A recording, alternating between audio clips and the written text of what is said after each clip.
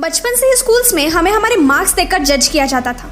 और अगर आपको मैं ये कहूँ कि अब से कोई भी स्टूडेंट को उसके मार्क्स से नहीं बल्कि उसके स्किल्स और नॉलेज के बेसिस पर जज किया जाए तो हाँ, ये पॉसिबल होगा हमारी न्यू एजुकेशन पॉलिसी की वजह से। और जैसे हम सभी जानते हैं, एजुकेशन फील्ड में इंडिया बाकी कंट्रीज से काफी पीछे रहा है। शायद यही एक रीजन हो सकता है कि इंडिया कई सेक्टर्स में लैग करता है। स्टूडेंट्स को डिग्री होने के बावजूद जॉब्स नहीं मिलती। जो स्टूडेंट्स ज्यादा अच्छे से रटना जानते हैं उन्हें स्कॉलर्स कहा जाता है और बाकी बच्चों को फेलियर्स। पर आज से ये नहीं होगा, क्योंकि हमारा एजुकेशन सिस्टम पूरी तरह से बदलने वाली है।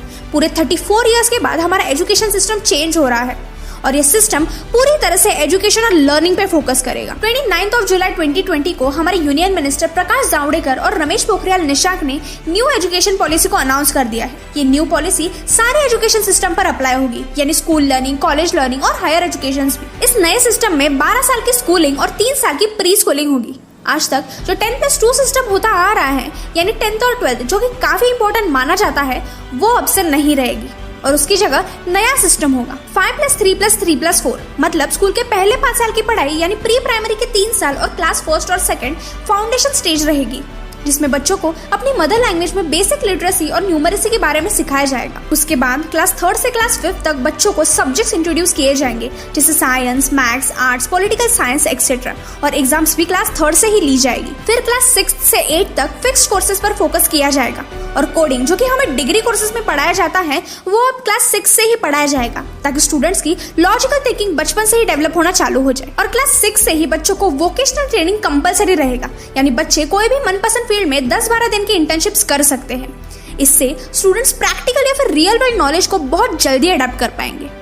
उसके बाद स्कूलिंग की लास्ट स्टेज यानी 9 से 12 तक कोई पर्टिकुलर कोर्स या सब्जेक्ट पे फोकस किया जाएगा, ताकि स्टूडेंट्स की एनालिटिकल एबिलिटी डेवलप हो और वो ये जान सके कि वो किस फील्ड में अच्छे हैं। अब तक जो बोर्ड एग्जाम्स होते आ रहे हैं वो तो वैसे ही रहेंगे, पर उनका पैटर्न चेंज होने वाला है। अब से बोर्ड एग्जाम साल में 2 बार ली जाएंगी, वो भी 2 लेवल्स में, एक बेसिक और एक हायर। और आज तक बोर्ड एग्जाम्स को जो इंपॉर्टेंस मिल रहा था वो भी कम हो जाएगा। बोर्ड एग्जाम्स के रिपोर्ट कार्ड्स भी 360 डिग्री होलिस्टिक होंगे, मतलब सिर्फ पेपर मार्क्स नहीं काउंट किए जाएंगे, पर स्टूडेंट की बिहेवियर, एक्स्ट्रा करिकुलम एक्टिविटीज और उसके मेंटल एबिलिटी को भी देखा जाएगा और फिर मार्क्स दिए जाएंगे। और यही नहीं, ये रिपोर्ट कार्ड 3 लेवल में डिवाइड किया जाएगा, जिसमें पहला स्टूडेंट अपने आप को जज करके मार्क्स देगा, फिर दूसरा उसके फेलो स्टूडेंट्स उसको जज करके मार्क्स देंगे, और फिर तीसरा टीचर उसकी एबिलिटीज जज करके मार्क्स देगी। अब नेक्स्ट जो हमारी हायर एजुकेशन सिस्टम होती है, उसमें भी एनईपी ने काफी बदलाव लाए हैं। अभी कोई भी कॉलेज के एडमिशन के लिए एक कॉमन एप्टीट्यूड टेस्ट रहेगी, जो सबको देनी पड़ेगी। अभी तक बहुत से कोर्स जो 3 साल के एजुकेशन के बाद डिग्री देते हैं, वो 4 इयर्स की एजुकेशन होने वाली है। पहले अगर हम कॉलेज बीच में छोड़ देते थे तो हमें ग्रेजुएशन की डिग्री नहीं मिलती थी, पर अब न्यू एनईपी के अकॉर्डिंग अगर हम 1 साल के बाद कॉलेज छोड़ना चाहें तो हमें उसका सर्टिफिकेट मिलेगा। इसी तरह अगर आप 2 साल के बाद कॉलेज छोड़ना चाहते हो तो आपको डिप्लोमा दिया जाएगा और 3 साल की पढ़ाई के बाद बैचलर्स डिग्री दी जाएगी। वैसे ही 4 साल की एजुकेशन के बाद आपको रिसर्च विद बैचलर्स डिग्री मिलेगी। इस सिस्टम को मल्टी एंट्री और मल्टी एग्जिट कहा गया है, यानी स्टूडेंट्स जब चाहे पढ़ाई करना चाहे तो कर सकते हैं और छोड़ना चाहे तो छोड़ भी सकते हैं। इसके अलावा एक एकेडमिक बैंक ऑफ क्रेडिट्स बनाया जाएगा, जिसमें आप 1 से ज्यादा कोर्स को चॉइस कर सकते हैं और जिस कोर्स को आप जहां तक कंप्लीट करेंगे उसके मार्क्स इन क्रेडिट्स में ऐड हो जाएंगे। और ये सिस्टम पूरी तरह से डिजिटल होगा। इतना ही नहीं, यूनिवर्सिटी कोर्सेज के लिए टेक बेस्ड लर्निंग होगी, यानी एप्स, टीवी चैनल्स, इन सब के थ्रू टीचिंग्स प्रोवाइड की जाएगी। फॉरेन कंट्रीज में जाकर एजुकेशन लेना सबका ड्रीम होता है, तो क्यों ना हम वो एजुकेशन इंडिया में लाए। तो हाँ, आपने सही सुना, एनईपी के अकॉर्डिंग दुनिया के बेस्ट यूनिवर्सिटीज के कैंपस इंडिया में सेटअप होने वाले हैं, जो स्टूडेंट्स को क्वालिटी एजुकेशन देंगे और इंडिया में रहकर स्टूडेंट्स फॉरेन एजुकेशन ले पाएंगे।